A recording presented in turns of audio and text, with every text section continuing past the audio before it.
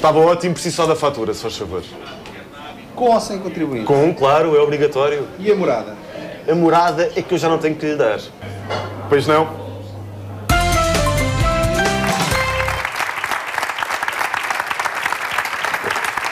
Está aberto o nosso consultório financeiro com o Dr. Ernesto Pinto, que é jurista da DEC Proteste.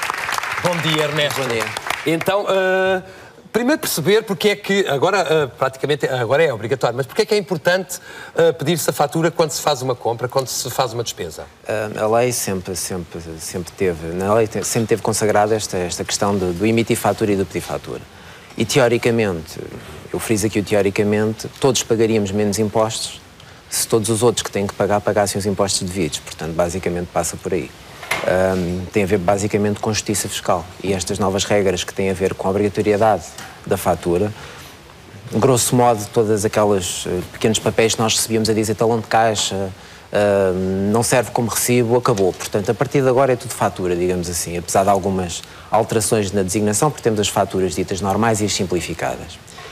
Mas visa exatamente, o objetivo é combater estas questões da fuga fiscal, digamos assim.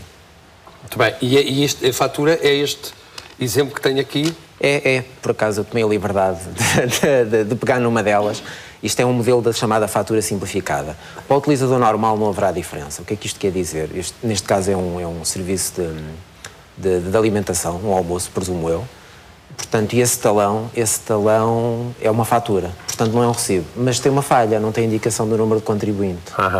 O que é que isto quer dizer? Apesar de não haver essa obrigatoriedade, para os sujeitos particulares, portanto, para todos nós que não temos uma profissão independente, digamos assim, não existe a necessidade de incluir o número de contribuinte. Mas se não o fizerem, não têm direito a um benefício fiscal. Portanto, esta que diz cliente RTP, com o respectivo número de contribuinte, e esta consumidor final, há diferenças? Há diferenças. O cliente RTP, ou seja, quem esteja sujeito ao pagamento de IRC, à contabilidade organizada, ou seja, uma empresa, seja sujeito passivo de IVA, obrigatoriamente tem que ter identificação.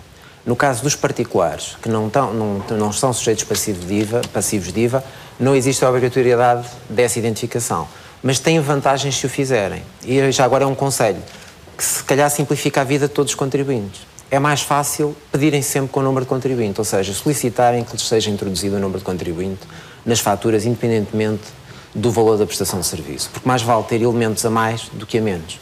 Neste caso, por exemplo, em que tem consumidor final, eu não posso usufruir de um benefício fiscal... Mas não podemos depois nós... Não. Aí é que está. Tudo o que é impresso de forma eletrónica tem que ser logo no documento original, ou seja, não pode colocar à mão.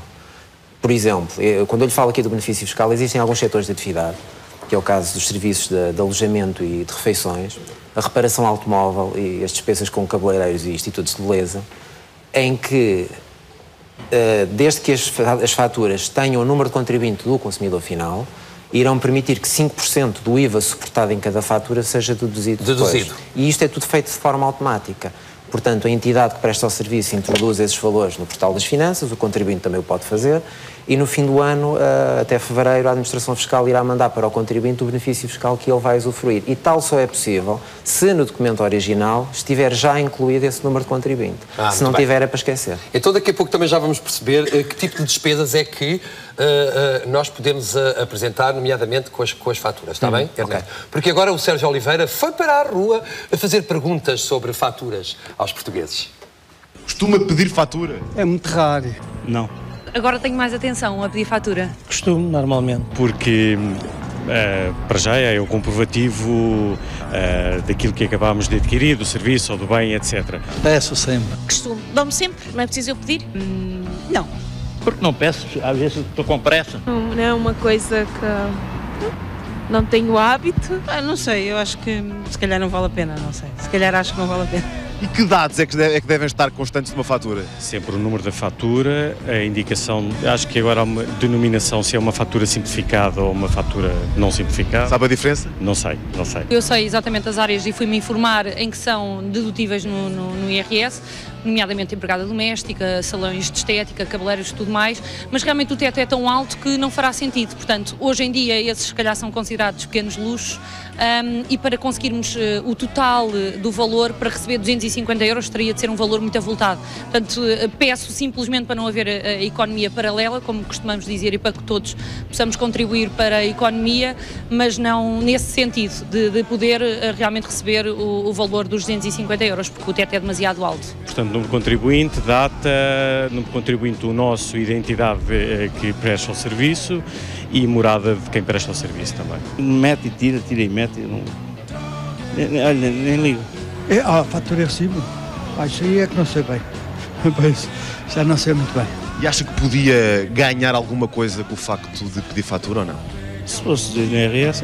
Qual é que é a sua opinião em relação a esta medida que foi agora implementada, que faz com que possamos deduzir no IRS algum do valor gasto em despesas? Acho que isso é insignificante em termos de consumidor final, não é? Porque aquilo pouco resulta em termos de IRS para nós.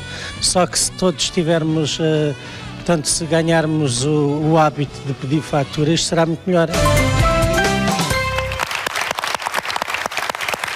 Muito obrigado, Sérgio Oliveira. Muitas questões aqui para esclarecer as pessoas.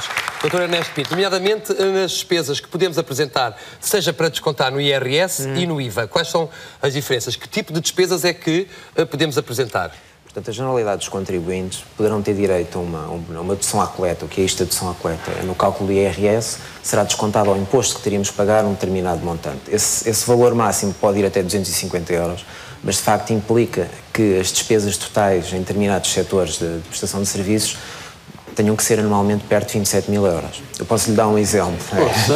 Exatamente, eu posso lhe dar um exemplo. 27 mil euros? Exatamente. No caso, por exemplo, dos serviços de alimentação, 2013 tem 250 dias úteis. Eu não sei de cor, fui ver, obviamente, tem 250 dias úteis. Pressupondo um gasto diário de 8 euros em refeições, portanto, iríamos gastar cerca de 2 mil euros por ano em refeições. Tal irá dar uma dedução à coleta, um benefício fiscal de 18,75 euros. Portanto, de facto, não é grande coisa. Mas isso me permite, e nós, nesta altura, estamos numa situação de migalhas, digamos assim. E o que é um facto é que, se formos juntando estas pequenas migalhas, conseguimos poupar alguma coisa nos nossos impostos. Portanto, e talvez seja um começo. Acho que devemos ver as coisas assim, de facto será um começo. E não terá que haver grande proatividade do contribuinte. É só de facto pedir isto, que quando vai almoçar, quando faz a reparação do seu automóvel, quando vai a um cabeleireiro, que lhe seja passada a tal fatura simplificada com o número de contribuinte. Já agora é uma dúvida, e no início sei que muitos estabelecimentos pediam também o nome às pessoas e a morada. Mas basta o número de contribuinte? Basta o número de contribuinte. Só é obrigatório quando os valores das prestações de serviços são inferiores a 1000 euros. Portanto, o número de contribuinte é suficiente. E no caso da saúde, por exemplo, os recibos das farmácias? Esta é outra questão, porque principalmente para quem tem filhos, porque colocaram-se algumas dúvidas quando vão aviar um medicamento para o filho, um Benuron, passa publicidade, mas um produto muito comum. Algumas farmácias pedirem o número de contribuinte do dependente, e grande parte dos pais nem sabemos os nossos, quanto mais dos filhos de cor. E de facto a fatura tem que estar identificada, mas basta o nome, ou seja, não é necessário o número de contribuinte. Onde é necessário o número de contribuinte? É depois quando se entrega a declaração de IRS. Para os dependentes serem considerados, têm que já ter um número de identificação fiscal. Portanto, na fatura das despesas de farmácia basta o nome, mas depois, para proceder à entrega do IRS, tem que se incluir o número de contribuinte do dependente. Muito bem. Para quem tiver dúvidas, pode consultar a DECO? Exatamente, no nosso site, portanto, www.deco.proteste.pt, temos sempre informação disponibilizada, grande parte dela aberta ao público no geral, não é necessário ser associado à DECO para consultar elementos acerca destas situações. Muito obrigado, Dr. Ernesto Pinto. Pois temos aí alguém que ainda não percebeu nada de faturas. Obrigado, até à próxima. Obrigado. Vamos ver. Que pessoa é esta que ainda não percebeu nada das faturas, da faturação? Meu Deus, vamos ver quem é. Eu, faturar, sempre a faturar. Loiras, ruivas, morenas, tudo, sempre a passar recibo. Não, estou a falar de faturar nos estabelecimentos comerciais. Faturar nos estabelecimentos comerciais? Ai não, que eu vou para o café, peço o número a esta, peço o número àquela e há sempre a faturar. Loiras, ruivas, morenas, tudo. Isso é muito interessante, mas o que eu quero saber é se pede recibo.